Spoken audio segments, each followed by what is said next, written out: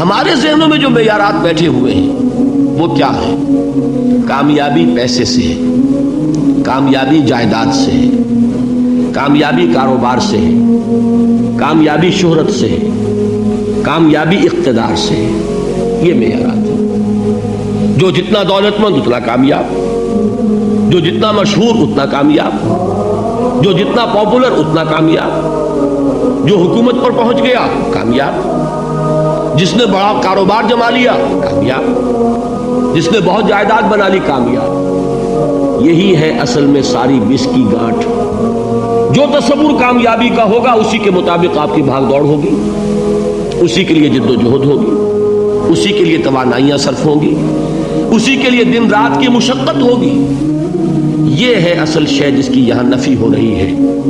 کامیابی دولت سے نہیں، کامیابی شہرت سے نہیں، کامیابی اقتدار اور طاقت اور حکومت سے نہیں، بلکہ کامیابی ہے ایمان سے، عمل صالح سے، تواصی بالحق سے، تواصی بالصبر سے. آپ غور کیجئے اس نقطہ نظر کا، اس ایٹیچیوڈ کا، یہ جو مینٹل ایٹیچیوڈ ہے اس کا بدل جانا ہی انسانی شخصیت کے اندر انقلاب برپا کرے گا.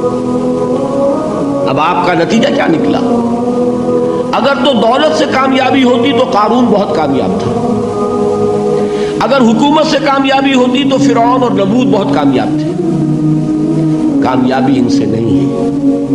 کامیابی انسان دولت میں قارون کی دولت تک پہنچ جائے اور دنیا میں دبدبہ اور اقتدار اور سلطنت اور حکومت کے اعتبار سے وہ نمرود اور فرعون کا مقام حاصل کر لے، وہ ناکام ہے، خائب ہے، خاسر ہے، برباد ہے.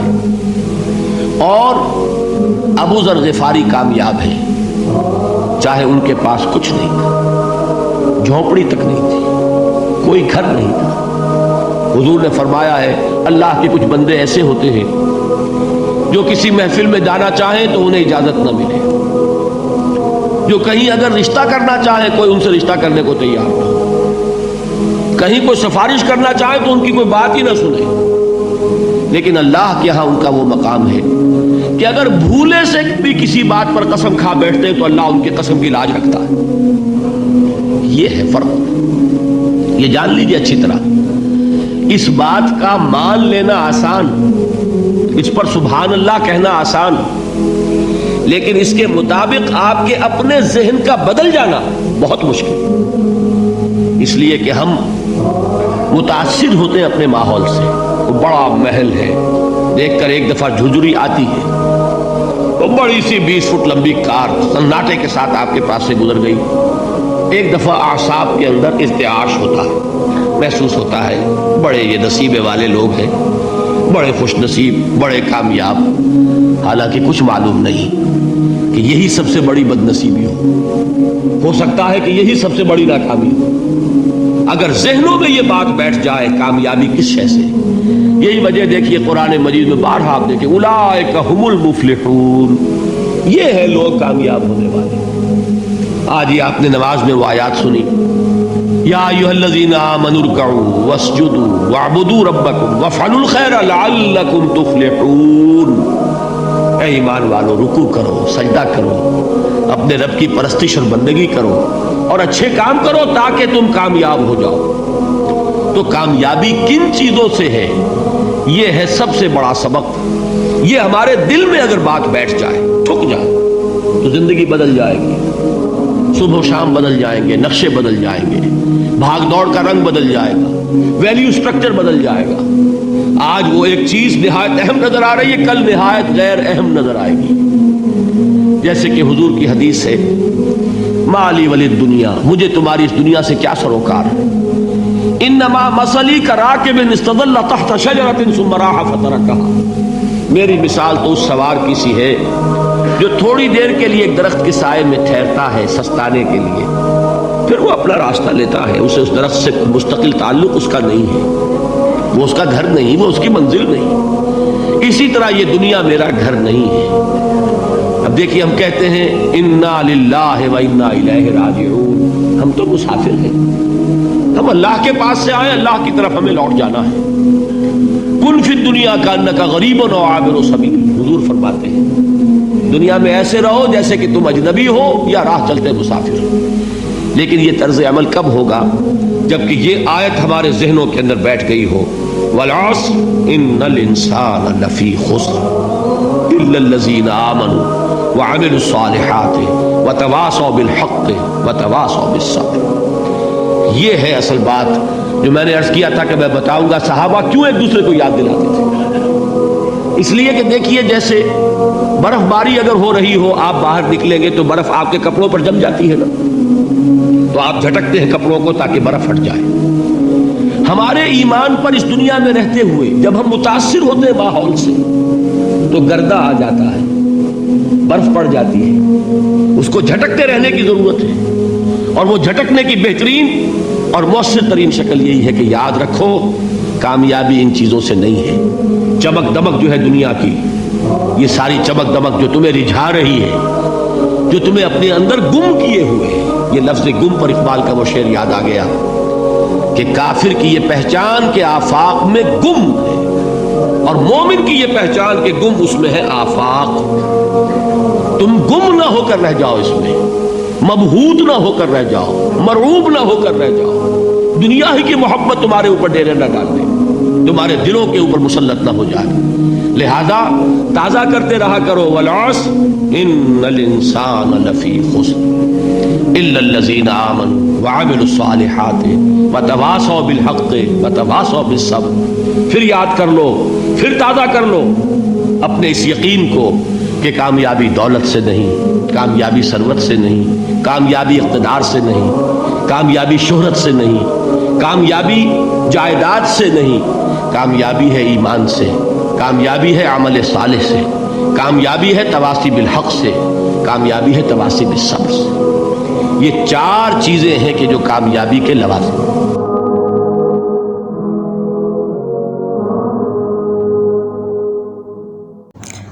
بسم اللہ الرحمن الرحیم. السلام علیکم. تو جی کیسے ہیں میرے شہزادی شہزادوں، بہن بھائیوں، ماں باپ؟ اللہ پاک آپ لوگوں کو خوش رکھے، دین دنیا کی ایمان کی بھرپور دولت سے مالا مال کرے، آمین ثم آمین. تو جی روٹینوں کا آغاز ہو گیا ہے اور میں نے ڈاکٹر اسرار احمد کا بیان لگایا تھا اور اس کو ضرور غور فرمائیے گا. اور میں نے پہلے ان کا بھی بیان لگایا تھا، طارق مفتی مسعود صاحب کا. تو بہت سارے لوگ خوش بھی ہوئے اور کچھ 100 میں سے وہ تو ہوتا ہے نا 1-2% لوگ اگنور کرتے ہیں، لائک نہیں کرتے. خیر مجھے اس بات کی کوئی پرواہ نہیں ہے. تو جی یہ میں نے لوبیا قیمہ بنایا تھا، تو بس میرا ایک ہے نا کہ شاید کہ اتر جائے تیرے دل میں میری بات، اور وہی جو سارے مسالے وغیرہ ڈل کے بنتا ہے اور میں نے ڈال دیا تھا. بس میں ویڈیو نہیں بنا سکی اور میں یہ اس لیے کر رہی ہوں. دیکھو انسان ایک جیسا نہیں ہوتا، کوئی بھی نہیں ہوتا، ہم خود بھی نہیں. کیا نام ہے، پاک صاف ذات تو صرف اللہ کی ہے. کوئی بھی دودھ کا دھلا نہیں ہوتا اور کوئی سی کشمش ایسی نہیں ہے جس میں تنکا نہ ہو. ہمارے استاد کہا کرتے تھے کہ پہلے جب دوسروں کو بولتے ہوئے نا اپنے آپ کو دیکھو کہ ہم اس عمر میں کیا تھے اور کیا نہیں تھے. بس اللہ پاک وہ جس کو چاہے ہدایت دے، وہ جس کو چاہے ہدایت نہ دے، اور وقت کا تعین اللہ تعالیٰ کے ہاتھ میں ہے. تو جس طرح سے حساب کتاب چل رہا ہے نا پاکستان کا اور پوری دنیا کا اور سارے حالات کا جو ہے نا، اس حوالے سے جو ہے نا میں سب کر رہی ہوں کہ خدارا جو ہے نا استغفار پڑھو اور جو ہے نا اللہ کی رسی کو مضبوطی سے تھام لو. قبر میں صرف ہم ہی لوگ ہوں گے. ہر بندے کا اپنا ایک حساب کتاب ہوگا اور کوئی وہاں ساتھ نہیں دے گا، نہ بہن، نہ بھائی، نہ ماں باپ، کوئی بھی نہیں ہوگا. تو ہم کسی کو سدھار نہیں سکتے. تو میرا یہ پروگرام تھا، جب میں نے بلاگنگ اسٹارٹ کری تھی، میرا شروع سے یہ پروگرام تھا کہ میں حدیث بیان کروں گی، لیکن میری ابھی اتنی طاقت نہیں ہے میرے اندر. تو مجھے یہ آئیڈیا ذرا صحیح لگا، تو میں نے اس لیے جو ہے نا اس طرح سے یہ میں نے اختیار کرا. تو برا مت ماننا. تو میں نے بولا لوگ اب ایسے تو نکال کے دیکھیں گے نہیں، کیونکہ اب سبھی جو ہے نا اس طرح سے، اس میں خود ہی کیوں نہ ہوں، مکمل تو ہے نہیں. شاید اس طرح سے جو ہے نا چھوٹی چھوٹی جو ایک مختصر سی بات ہے اور ایک اچھی بات ہے، تو اس لیے جو ہے نا میں نے اس کو اس میں جو ہے نا ایڈ کر کے جو ہے نا تو وہ میں چلا رہی ہوں.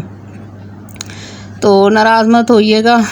اور یہ میں نے کلیجی بنائی تھی اور وہی لہسن ادرک اور کٹی مرچیں ملا کر جو ہے نا میں نے اس کو میرینیٹ کر دیا تھا. اور اس کے بعد جو ہے نا میں نے یہ بات کو بولا تھا چل اس کو بھون لینا، تو یہ بات ने खड़े खड़े भून ली और मैंने इसमें थोड़ी सी हरी मिर्च हरा धनिया भी ऐड कर दिया था और ऊपर से वही भुना हुआ ज़ीरा डाल दिया था मैंने ना इसमें। और ये देखो हमारा बिल्ली का बच्चा ना नया, किसी ने, हम जितनी बिल्लियों से जान छुड़ाते हैं ना उतनी हमारी बिल्लियाँ गले पड़ जाती हैं। किसी ने हमारे को ऐसी गिफ्ट के तौर पे दे दिया।